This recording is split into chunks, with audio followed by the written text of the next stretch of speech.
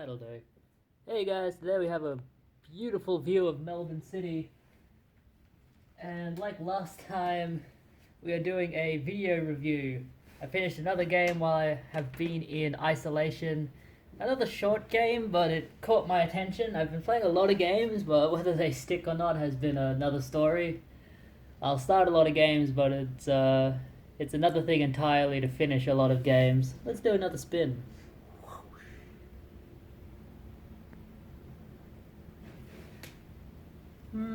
I like the other view. There we go. Okay, this is a review of Her Story. Now, I'm not going to say an incredible amount about the story because to say a lot about it really gets into spoiler territories, and once you know the story, it kind of ruins the game. The best way to go into this is just blind. See if you can just piece it together yourself like I did. It was really fun to do that. So, introduction. Who made the game? This game was made by a team of just a few people. I think it was just a few people. I don't think it was just one. But the main person making this was a guy named Sam Barlow, and he worked on such games as Silent Hill Origins and Silent Hill Shattered Memories, which are often touted as the worst Silent Hill games, but I enjoy them for what they are, especially Shattered Memories. I can always appreciate when a developer tries something new with a game, even if it doesn't work incredibly well. Remember in Shattered Memories you had the psychological evaluation, and you were being told that your actions in the game would affect how the psychiatric evaluations would go. Or I think it was in the reverse. The answers you gave in the psychiatric evaluation changed little things in the game, although I was never sure what they really changed. I played it once. So maybe if I played it again I would notice different things based on different answers. But I did enjoy Shattered Memories. I enjoyed that it tried something very new. But this game, Her Story, is completely different. So the story of Her Story. So your main character, you're playing as a private investigator, and you're investigating a woman named Hannah in the supposed murder of her husband, Simon. Or he has been murdered. You have to figure out how it happened, who did it, why they did it, etc. You're only ever talking to Hannah. And I can't really say much more than that because it'll spoil the story, unfortunately. This is one where if you give someone little details, they gotta piece it together faster, so it's better to go in blind. It is very much worth it to go in blind and figure it all out yourself, though. You get that sense of revelation once you figure out what exactly is going on. So the gameplay, this is a video game. How do you play it? Well, this has a lot in common with old point-and-click mystery-type games. So your character is sitting at a computer, an old computer, one from 1994, and they're looking up different video files. And what you do is, at the beginning, you're given 4, I think 11-second video files taken over different days, and then from there, you have to maybe take a word from each video file, look it up in your video directory, and see if you can find new video files to help piece together the mystery. So, in the first video file, I think the woman says, murder? Well, of course it's murder. And in the second video file, she says, you have to help me find Simon. So that would give you the information that her husband's name is Simon. And then I think in the fourth video clip it says, you have no murder weapon, no evidence, I couldn't have murdered him. And so you take the little information you have from those video clips and you put them into the search bar. You search, okay, well, I've found out that her husband's name is Simon. So you search the name Simon and you get, you only get 5 video clips at a time, but you'll get the 5 that have the most information. But if you search Simon, I think there's 50 video clips of the word Simon in it. but you can only see the first 5. But then you watch some of those video clips, you get more info. Hold on, there's a man walking on a roof. I gotta film this. This is great content. Come see the man. He's walking on a roof, and he has a bucket. How did he get up there? Maybe he abseiled. But in the game, you have to figure out this murder mystery just based on keywords you've heard, and you don't really get any reward for figuring stuff out. More like if you discover a new video clip and it gives you new information, you get that information so that you can search up more video clips, and that's the reward you get. You don't get a pat on the back at the end, you don't get all of these different accolades. There are a few there's a few like achievements to get, so if you're an achievement hunter, you know, you're going to be wanting to write stuff down and listen closely. But you can add notes to the video clips and add them to a timeline, so if you wanted to try and piece together the whole story, you can. But I mostly use the timeline feature as a place to put notes. So in one video I put, okay, the subject's name is Hannah. Hannah is, you know, brown hair, blue eyes, etc. Tattoo on her left arm. Hint, hint, that's actually a very big hint in the game. But it's not going to give you anything if you just search up tattoo.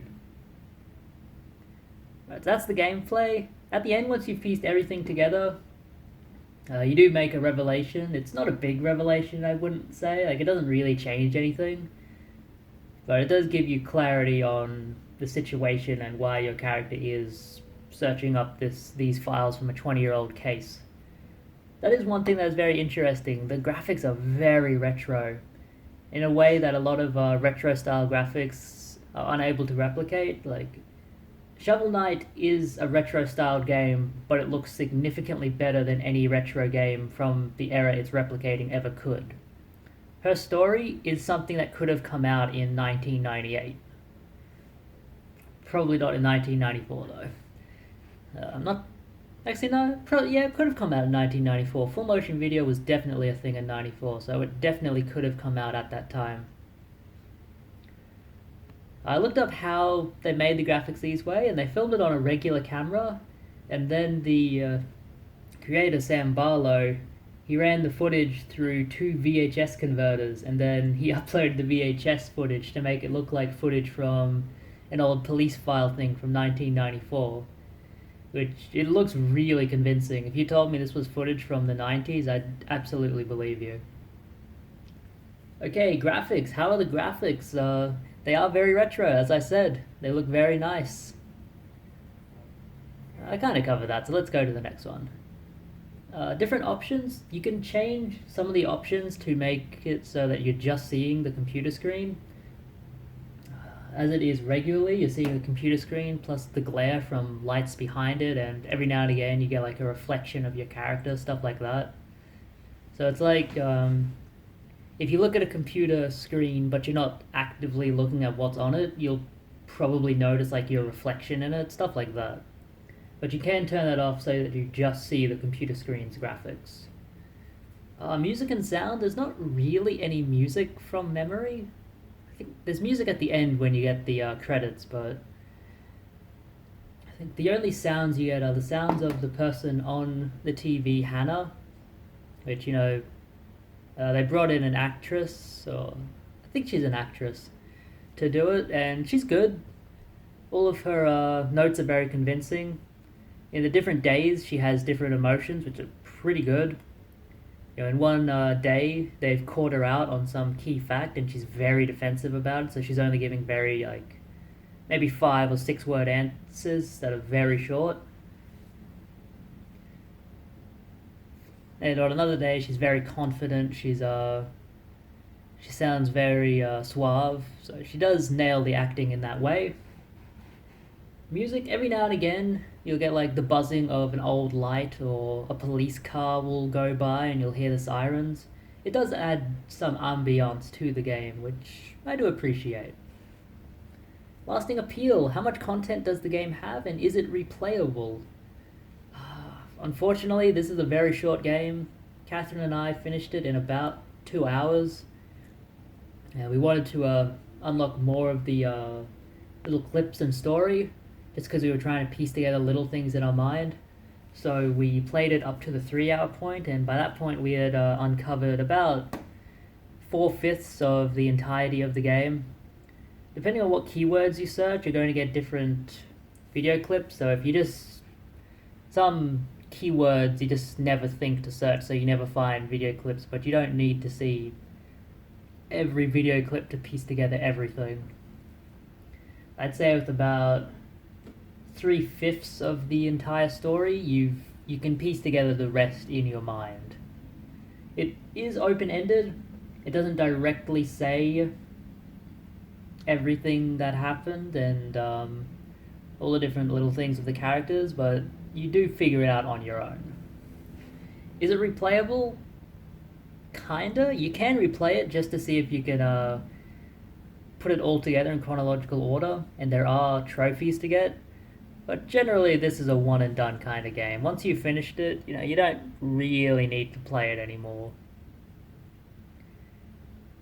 And in that regard, is it worth its price tag of $15? Well, that's up for you to decide. I remember getting this very, very cheap. I believe I got it in a Humble Bundle or something like that. But also, every Steam sale, this game is at least 50% off, so if you're willing to wait, you can get this game for under $8 or $9. At the $8 or $9 mark, I would consider it worth it because it is a very unique experience. There's only one other game that I know of that has this kind of gameplay mechanics, and it's the sequel to this game, which I would like to play at some point. But for $15, I don't think that's really worth it. I usually value my time at about, I don't know, maybe $4 or $5 an hour, so maybe that is worth it, but it's not worth it to me. If it's worth it to you, then go for it, but it's not worth the $15 price tag to me. Although, this game did sell well, over 100,000 copies as of right now, so I'm sure guy who made it, Sam Barlow, is living well, large and in charge of his life.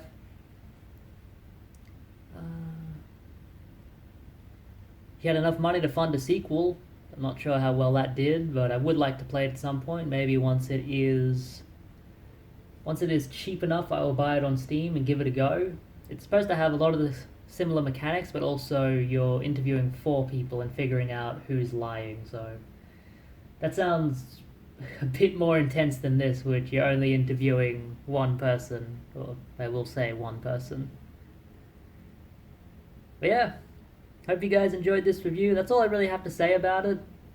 I do recommend it.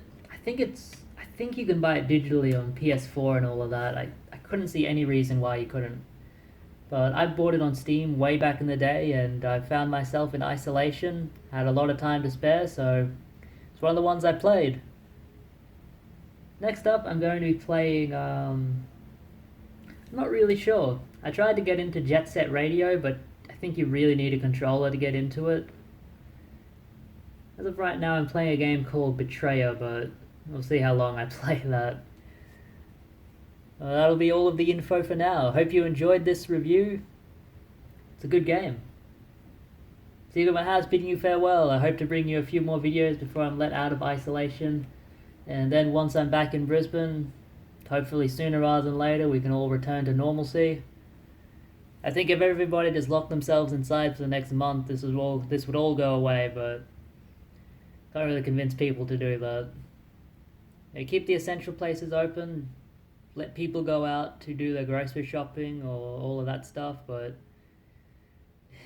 if you're letting people out for stupid stuff, then obviously they're going to do stupid things and get sick, aren't they? But that's for another video. It's Seeker at my house bidding you guys farewell. Have a good one. Thanks for watching.